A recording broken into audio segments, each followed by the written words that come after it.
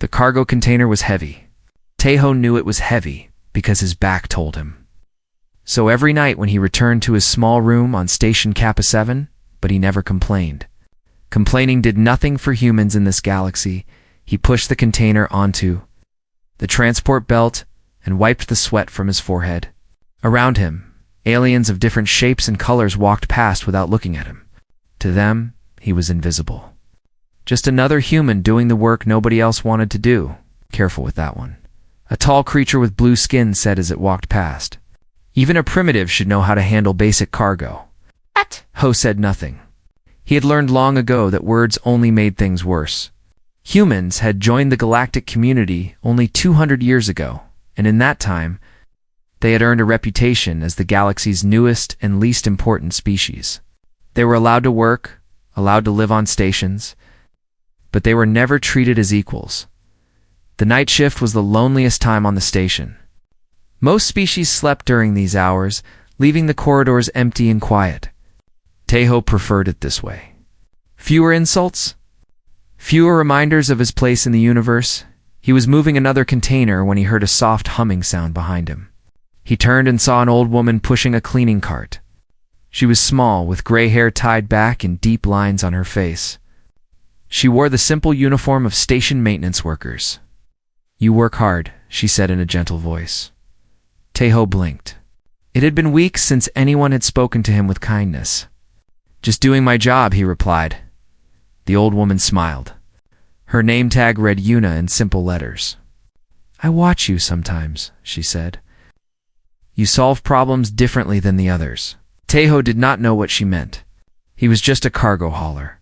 He moved boxes from one place to another. There was nothing special about it. "The other workers used the standard paths," Yuna continued. "But you find shorter ways. You see patterns they miss." "I just try to finish faster so I can rest," Tejo said with a small laugh. Yuna's eyes seemed to shine in the dim light. "Your kind sees patterns others cannot," she said softly. Then she pushed her cart away, disappearing around a corner. Tejo stood there for a moment, confused. Then he shook his head and returned to work. Old cleaning ladies said strange things sometimes.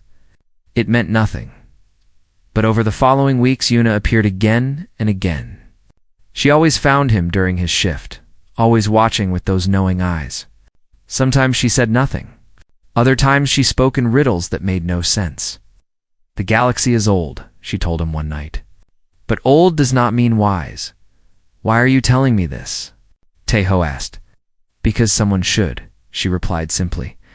Tejo's only friend on the station was a man named Juan. They had grown up together on Earth before taking jobs in space. Juan worked in the lower cargo bays, handling waste materials. It was an even worse job than Tejo's, but Juan never lost his smile. "You look tired," Juan said during their meal break. "There's a strange old woman who keeps talking to me," Tejo admitted. "She says weird things about patterns and humans being different." Juan laughed. "Maybe she likes you. Old ladies need friends too." Tejo smiled, but could not shake the feeling that Yuna was more than she appeared to be. 3 months after their first meeting, something happened that changed everything. Tejo was working near the diplomatic wing of the station when he heard a loud crash. He ran toward the sound and found a crowd of aliens gathered around a fallen figure.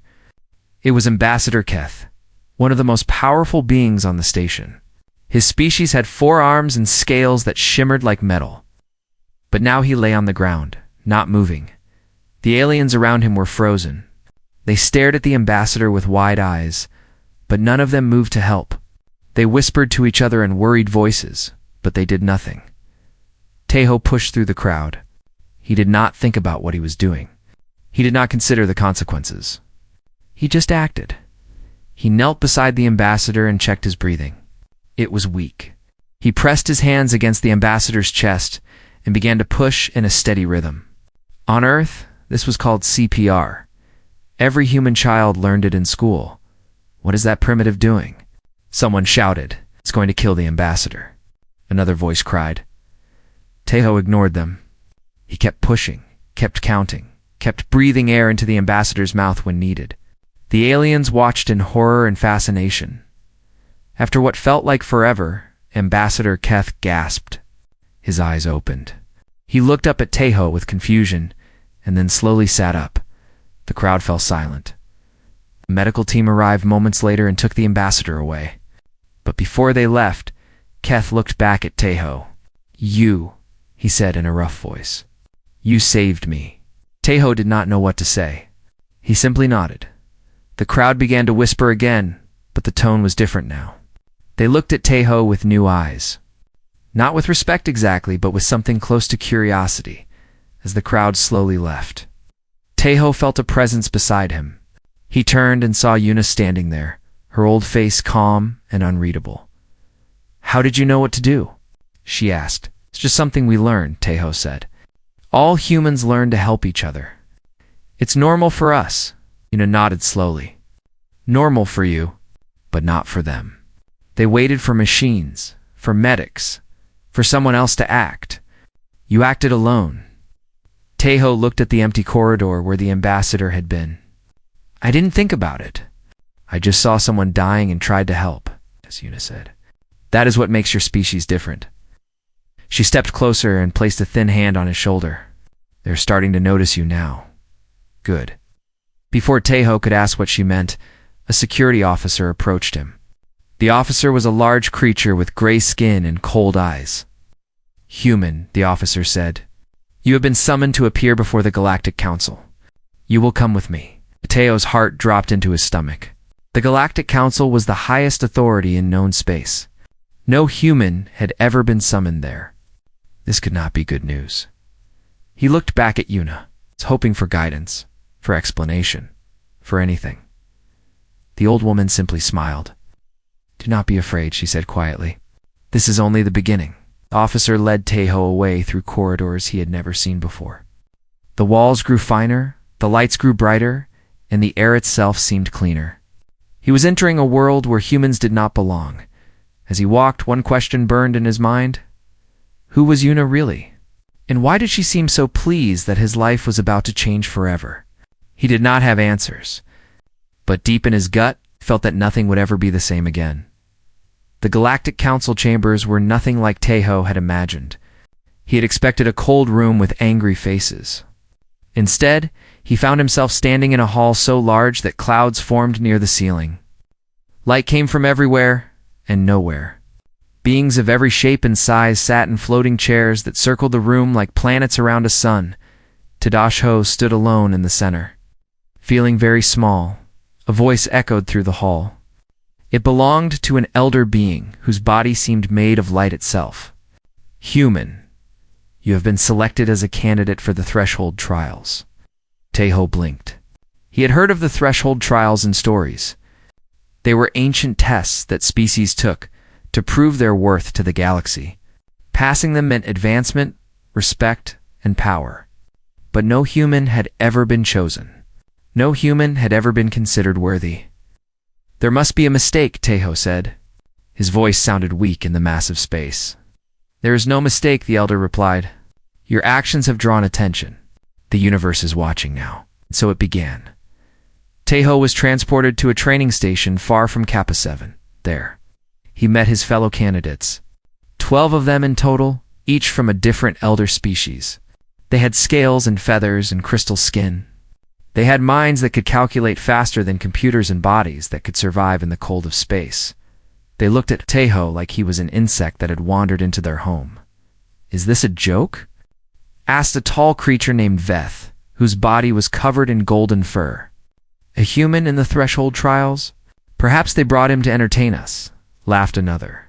Being with 6 eyes and a voice like breaking glass, Tejo lowered his head and said nothing. He was used to this treatment. But inside, a small fire of determination began to burn. The first trial was a test of logic. The candidates were given a massive puzzle made of floating shapes. They had to arrange the pieces in the correct order within 1 hour. The elder species finished in minutes. Their minds worked in ways Tejo could not understand. He failed. When the time ended, his puzzle was barely half complete. The second trial was a test of survival. The candidates were dropped onto a harsh planet with poisonous air and extreme temperatures. They had to reach a safe point before their protective suits failed. The other candidates ran with incredible speed. Some flew, some teleported short distances. Taeho ran as fast as his human legs could carry him, but it was not enough. He arrived last, barely alive. His suit nearly destroyed. He failed again. In his small room that night, Taeho sat on his bed and stared at the floor. He thought about going home. He thought about returning to his cargo work, to his simple life, to a place where nobody expected anything from him. Then the door opened, and Yuna walked in. Taeho jumped to his feet. "How did you get here? How did you find me?" The old woman smiled her mysterious smile. "I have been watching you for a long time, Taeho. Did you think I would stop now?" "I'm failing," Taeho said, his voice breaking. "I can't compete with them. They're smarter, faster, stronger. I don't belong here." Yuna sat down on a chair across from him. "You are trying to beat them at their own games. That is your first mistake. What else can I do? The trials are the trials." Yuna leaned forward. "Listen to me carefully. You will never be faster than them. You will never be stronger. But you have something they do not, and you must learn to trust it." "What do I have?" Taeho asked bitterly. "What could I possibly have that they don't?" Yuna did not answer. Instead, she stood and walked toward the door. "Tomorrow night, meet me in the observation deck. Your real training begins then." She left before Taeho could ask more questions. True to her word, Yuna began training him. But her methods made no sense. She made him memorize star charts while keeping him awake for days. She placed him in rooms where the walls changed color and shape every few seconds and told him to stay calm. She created holographic enemies that shouted insults at him while he tried to negotiate peace. "This is madness," Taeho gasped after one particularly difficult session. "What does any of this have to do with the trials?" "Everything," Yuna replied simply. "You must learn to think when you are tired, to adapt when everything changes, to seek peace when others seek war." "Why?" Taeho demanded. "Why are you doing this to me?" Yuna's eyes softened for just a moment. "Because you must learn to trust what makes you different." The third trial arrived. It was a test of diplomacy. 5 groups with competing interests were placed in a room. The candidates had to find a solution that satisfied everyone. The other candidates tried to win. They used clever words and threats and promises. They tried to make deals that benefited themselves while harming others. One by one, their negotiations collapsed into arguments and failure. When it was Taeho's turn, he did not try to win. Instead, he listened. He asked each group what they truly needed, not what they wanted. He found the small spaces where their interests overlapped, and then he did something no candidate had ever done before. "I will give up my own advancement," he said. "If I sacrifice my position, there is enough for everyone else. No one has to lose." The room fell silent. The other candidates stared at him in disbelief. The judges whispered among themselves. No one had ever offered self-sacrifice in a trial meant to determine superiority. But the 5 groups agreed. The negotiations succeeded. For the first time, Taeho did not fail. That night, Yuna found him standing on the observation deck, looking at the stars. "You did well today," she said. "I gave up my chance to advance," Taeho replied. "How's that doing well?" Yuna stood beside him. "You found a solution that no one else could see. Because you were willing to lose, everyone else could win. That is not weakness. That is wisdom."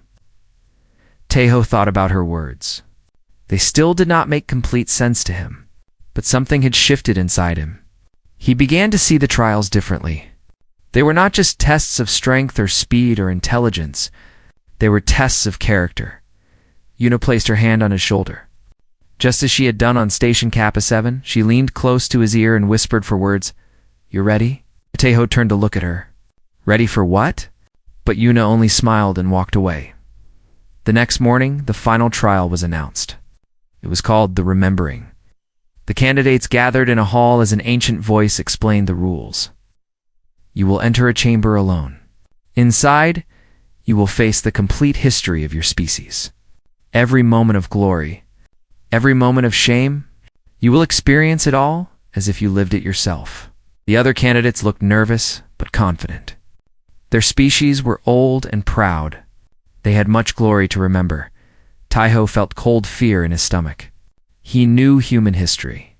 He knew the wars and the suffering and the terrible things humans had done to each other over thousands of years. No candidate has ever described what happens inside the remembering, the voice continued, because no words can capture it. Some candidates do not survive. Most are changed forever. The candidates looked at each other. For the first time, even the most arrogant among them seemed afraid. Taiho closed his eyes and tried to calm his heart. He did not know what waited for him inside the remembering. But Yuna had said he was ready. He hoped she was right. The chamber stood at the center of a structure, so old that no one knew who had built it. It was located near the heart of the galaxy, where stars were born and died in endless cycles. The candidates had traveled for days to reach this place, and now they stood in a line before a door that seemed made of darkness itself. The first candidate entered.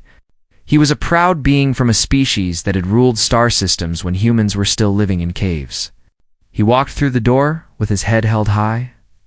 1 hour later, he was carried out. His eyes were empty. His body shook with silent sobs. He could not speak. He could not stand. The medical team took him away, and no one saw him again. The second candidate entered. She was a creature of crystal and light, beautiful and ancient. She believed her species had no shame to hide. She lasted longer, but when she emerged, she screamed. She screamed until her voice broke, and then she screamed without sound. Her crystal body had turned dark gray, like a star that had died. One by one, the candidates entered the remembering. One by one, they came out broken. Some wept. Some laughed madly. Some simply stared at nothing, their minds shattered by what they had seen. Taiho watched each one leave the chamber. His fear grew with every passing hour. These were ancient beings, wise and powerful. If the remembering could destroy them, what chance did a simple human have? Finally, only Taiho remained. A voice echoed through the hall. "Human, you may enter." Taiho's legs felt weak. His hands trembled. But he thought of Yuna's words. He thought of her quiet confidence when she said he was ready. He did not understand why she believed in him, but he chose to trust her. He walked through the door. Inside, there was nothing. Just darkness and silence. Taiho stood alone, waiting for something to happen. Then the memories began. They did not come slowly. They crashed into him like a wave, drowning him in thousands of years of human history. He was everywhere at once. He was everyone at once. He felt the first stone tool cut into flesh. He felt the first fire burn a forest. He was there when humans killed each other over food, over land, over ideas. He lived through every war, felt every bullet, every blade, every bomb. He was in the cities when the nuclear fire fell. He felt millions of lives end in a single flash of light. He felt the radiation poison the earth, the children born sick, the world left broken. He experienced slavery. He was the one holding the whip, and he was the one feeling the pain. He was the soldier and the victim, the ruler and the ruled, the killer and the killed. The weight of human sin pressed down on him. It was too much. No being could carry such darkness and survive. Taiho fell to his knees. Tears streamed down his face. He wanted to run, to escape, to forget everything he had seen. He understood now why the other candidates had broken. Their species had committed terrible acts too. But they had hidden those memories, buried them deep, pretended they never happened. And then the remembering forced them to look. But something strange happened to Taiho. Even as the darkness threatened to swallow him, other memories began to appear. He saw a man carrying a wounded stranger out of a burning building. He felt the hands of doctors working through the night to save lives they would never be thanked for. He witnessed enemies shaking hands after decades of war, choosing forgiveness over revenge. He saw schools where children learned about the past. It's not to celebrate it, but to understand it. Teachers showed them pictures of the wars. They explained the suffering. They said, "This is what we did. And this is why we must never do it again." He felt the weight of monuments built not to heroes, but to victims. Stones carved with names of the dead, so that the living would remember. Humans did not hide their shame. They carried it. They taught it to their children.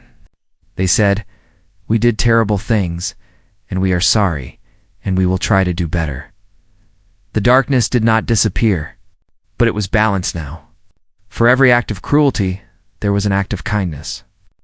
For every moment of hate, there was a moment of love. And through it all, there was something that the other species did not have. Hope. Stubborn, foolish, unbreakable hope. Tejo rose to his feet. The memories still swirled around him. The pain was still there, but he did not break. He stood in the center of human history, feeling all of it, accepting all of it, and then he walked toward the door. When he emerged from the chamber, the hall fell silent. The judges stared at him with wide eyes. No one moved. No one spoke. Tejo was not crying. He was not screaming. He was not broken. He simply stood there, tired but whole. Carrying the weight of his species on his shoulders, an elder judge floated down from his seat. His body was made of something like smoke, constantly shifting and reforming. How, he demanded. How did a primitive species survive the remembering without collapse? Tejo looked up at him. His voice was quiet but steady. "We already knew," he said. "We teach our children what we did wrong. We carry it every day. We carry it so we don't repeat it." The judge was silent for a long moment. Then he turned to the other judges. They whispered among themselves, their voices too soft for Tejo to hear. In the shadows at the edge of the hall, someone was watching. Tejo looked and saw Yuna. The old woman stood perfectly still, her eyes shining with tears. But she was smiling. After the judges finished their discussion, they dismissed everyone for the night. Tejo was led to a small room to rest, but he could not sleep. The memories still echoed in his mind. Hours later, there was a knock at his door. Yuna entered without waiting for an answer, but she looked different now. Her old body seemed to glow faintly. Her eyes held a depth that Tejo had never noticed before. "You did well," she said. "What are you?" Tejo asked. "Who are you really?" Yuna smiled, and then she changed. Her body grew taller. Her skin became like starlight. Her simple cleaning uniform transformed into robes that seemed woven from the universe itself. She was no longer an old woman. She was something far older and far greater. "I am the last of the first people," she said. "My species created the threshold trials 400,000 years ago. We built the galactic community before we faded away." Tejo stared at her. He could not speak. "For 400,000 years, I have watched species take these trials," Yuna continued. "I have searched for a worthy successor, a species that could inherit our knowledge and our purpose, a species that could become shepherds of the galaxy. And you chose me?" Tejo whispered. "You chose humans?" Yuna knelt before him, bringing her eyes level with his. "Every species before you failed. They buried their sins. They forgot their shame. They believed they had become perfect. And when the remembering forced them to look, they shattered." She reached out and touched his hand. Her skin was warm, like sunlight. "But your kind is different. You carry your guilt willingly. You teach your children to remember the darkness so they might choose the light. You have not forgotten what you are, and that is why you are ready." Tejo thought of the memories he had experienced in the chamber, the war, the suffering, the hope. "Ready for what?" he asked. Yuna stood. Her form seemed to fill the room with gentle light, ready to save a galaxy that does not yet know it needs saving. Yuna led Tejo through corridors that had not been walked in thousands of years. The ancient structure at the galaxy's core held secrets beyond imagination. Every wall was covered in symbols that seemed to move when Tejo looked away. Every door opened only to Yuna's touch. "Where are we going?" Tejo asked. "To the archives," Yuna replied. "The heart of everything my people left behind." They walked for hours, down stairs that spiraled into darkness, through halls filled with floating lights that whispered in languages long forgotten. past windows that showed not stars but other dimensions entirely. Finally, they reached a chamber so vast that Taeho could not see its walls. In the center stood a pillar of pure light, reaching up into infinity. "This is the inheritance," Yuna said.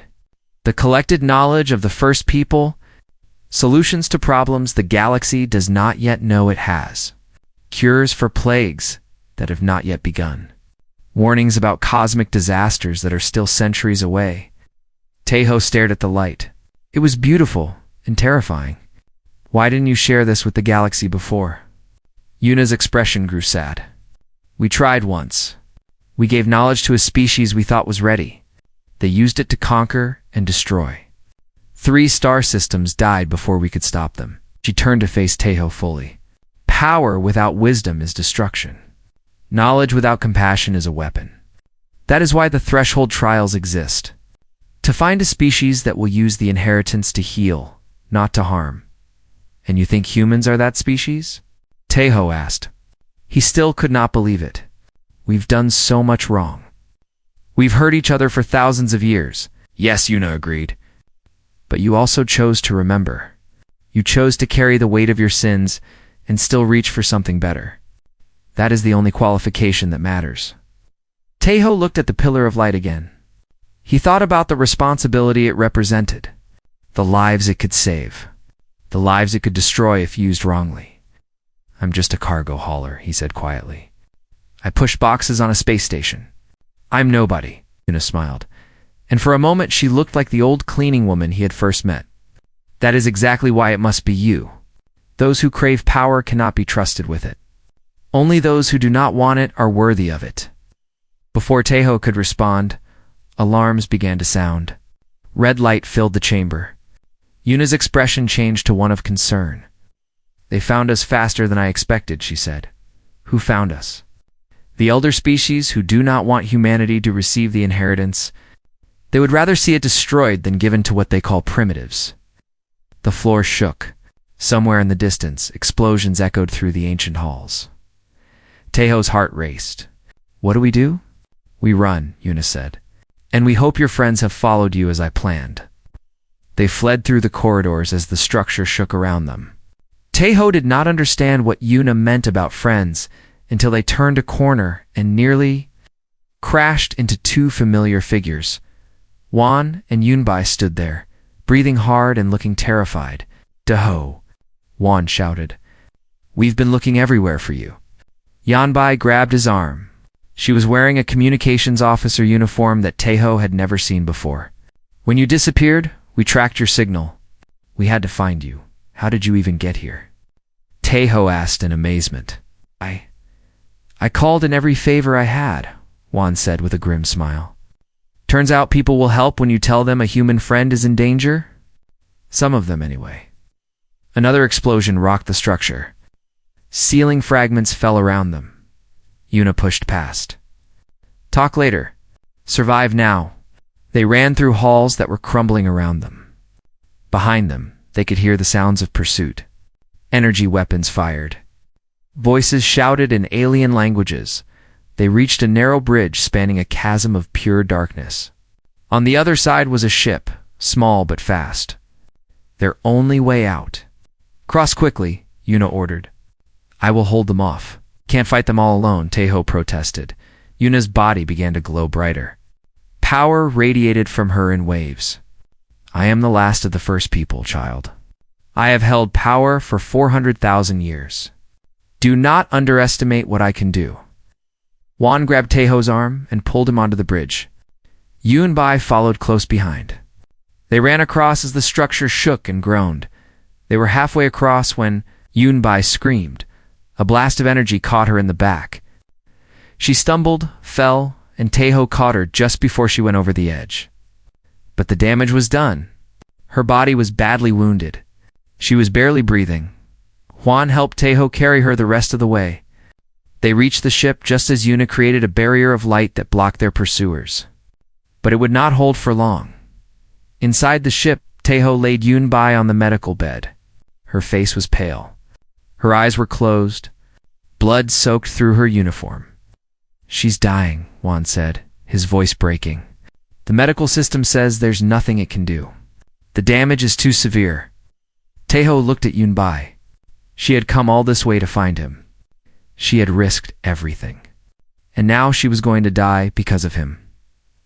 Something stirred in his mind. A memory of the light in the chamber. The knowledge that Yuna had offered him. He had not accepted the inheritance yet. But perhaps he had touched enough of it to remember something useful. He closed his eyes and reached for that light. He did not know what he was doing. He only knew that he had to try. Information flooded into his mind. Medical procedures from species long extinct. Techniques for healing that no one in the modern galaxy knew. It was overwhelming, painful, and beautiful all at once. Taeho opened his eyes and went to work. His hands moved with precision he had never possessed before. He used the ship's limited medical supplies in ways they were never designed for. He combined drugs and treatments according to patterns that only made sense because of the knowledge flowing through him. Juan watched in stunned silence. How do you know what to do? I don't, Taeho admitted. But something inside me does. Hours passed. Yuna eventually joined them on the ship, her form flickering with exhaustion from the battle she had fought. She said nothing as she watched Taeho work. She simply observed. Finally, Yunbi's breathing stabilized. Her wounds began to close. Color returned to her face. She lived, Taeho said. His body was shaking with fatigue. He collapsed into a chair. Yuna knelt beside him. Her ancient eyes were filled with something he had never seen before. Pride, perhaps, or hope. You used the knowledge to save, she said softly. Not to conquer. Not to prove your power, but to heal someone you cared about? Taeho looked at Yunbi's peaceful face. Was that another test? Yuna shook her head. No. That was simply who you are.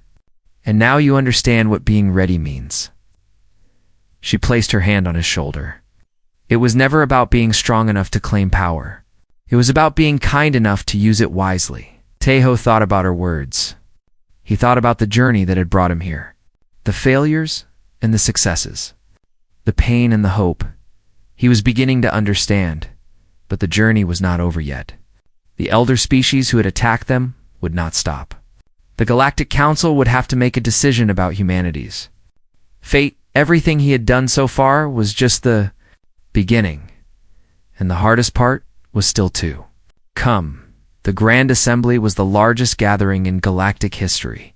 Representatives from every known species filled a chamber that could hold 1 million beings. Their eyes and sensors and senses all focused on one point in the center of the room. Taeho stood there alone. He had been given fine clothes to wear.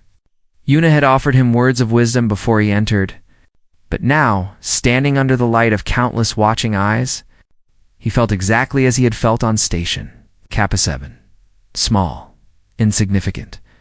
Just a cargo hauler who had somehow ended up in the wrong place. The voice of the chief judge echoed through the chamber. We are gathered to determine the fate of the human species. The candidate, Taeho, has passed the threshold trials. The question before us is whether humanity should receive the inheritance of the first people. Murmurs rippled through the crowd. Many voices sounded angry. Many sounded fearful. Before we vote, the chief judge continued, charges have been brought against the human species. We will hear them now. A being made of golden light rose from the assembly. Its voice was cold and sharp. Humanity is too young. They have existed for barely a moment in galactic time. They have not proven themselves worthy of any responsibility, another voice joined in. They are violent. Their history is filled with wars and suffering. They nearly destroyed their own planet before they reached the stars. They are primitive, said a third. Their technology is centuries behind ours. Their minds are simple. They cannot comprehend the weight of what they would receive. More voices rose. More accusations. Every terrible thing humanity had ever done was spoken aloud for the galaxy to hear. The nuclear fires, the genocides, the cruelties small and large that marked human history like scars. Taeho listened to all of it. He did not interrupt. He did not defend. He simply listened. When the voices finally fell silent, the chief judge turned to him. The candidate may now respond to these charges. Taeho took a deep breath. He looked around the chamber at all the beings who despised his species. He thought about what Yuna had told him. He thought about what he had experienced in the remembering, and then he spoke. "You're right." The chamber went completely silent. This was not the response anyone had expected. "You're right about everything," Taeho continued. "We are young. We are violent. We've done terrible things. We nearly destroyed ourselves more times than I can count." He paused, letting his words settle over the crowd. "But we're also the species that built monuments to our victims. Not monuments to our victories. Monuments to the people we hurt, so that we would never forget what we did wrong." He looked directly at the being of golden light who had spoken first. "We teach our children about our crimes. In our schools, we show them pictures of the wars. We tell them about the suffering we caused. We say to them, this is what we did, and this is why we must never do it again." Taeho's voice grew stronger. "We looked at our own ugliness. We saw every terrible thing we were capable of, and we decided to become better anyway. Not because we forgot our sins, but because we remembered them." Turned slowly, addressing every corner of the vast chamber. "Can you say the same? Can any of you say that you teach your children about your failures? That you carry your shame openly? That you remember your victims?" Silence. "I was in the remembering," Taeho said. "I felt what happens inside that chamber. It shows you everything your species has done wrong. Every cruelty. Every betrayal. Every sin." He pointed to where the other candidates sat. Many of them were still recovering. Some could not even look at him. Your candidates broke because they had forgotten. They buried their shame so deep that they believed they had transcended it. They thought they were perfect. And when the remembering forced them to look at the truth, they shattered. Ow. His voice softened. "But I already knew. Every human already knows. We carry our darkness with us every day, not because we are proud of it, but because we are afraid of becoming that way again." He looked up at the chief judge. "That is what makes us ready. Not strength, not intelligence, not technology.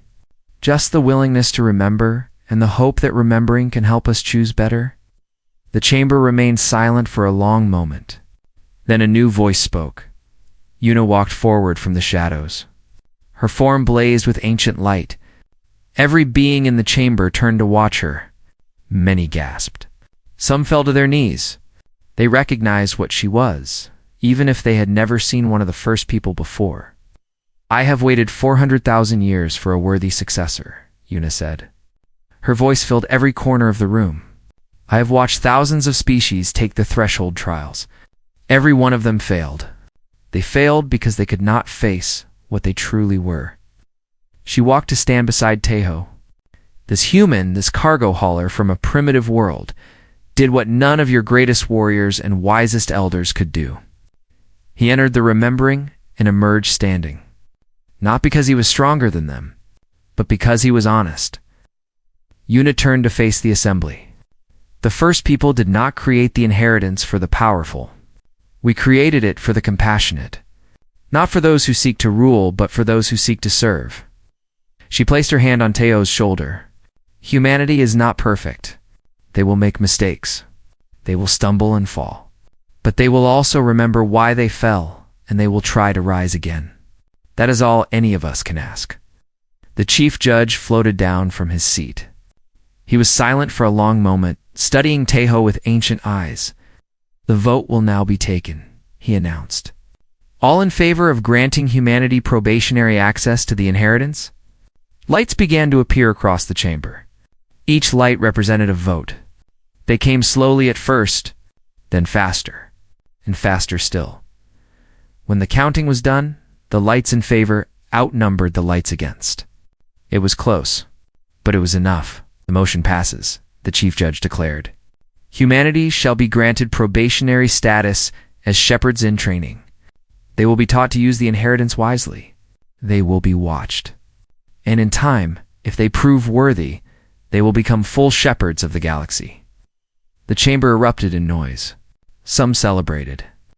Some protested. But the decision was made. Taeho let out a breath he did not know he had been holding. He looked at Yuna, and she smiled at him with warmth he had never seen before. "What happens now?" he asked. "Now you learn," she said. "Now you grow.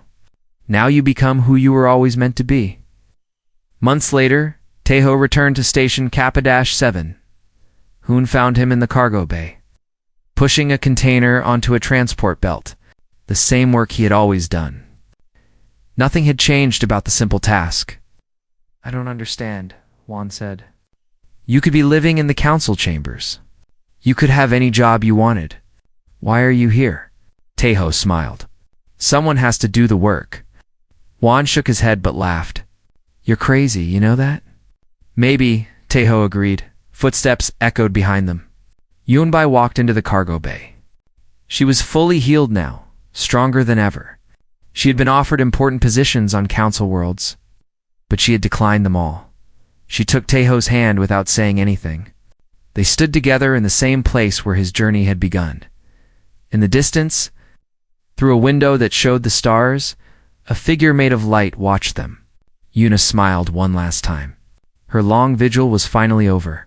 She had found what she had been searching for. And then, like a star at the end of its life, she faded into light and was gone. Taeho felt something warm in his chest. He did not know that Yuna was watching. He did not know that she was leaving. But somehow, he understood that a chapter had ended, and a new one had begun. He looked at Yunbai. He looked at Juan. He looked at the cargo bay where he had spent so many lonely nights. He finally understood what Yuna had meant when she whispered those words. Being ready was never about knowing you would win.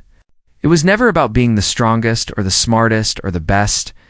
It was about being willing to carry the weight. Even if you were afraid. Even if you might fail.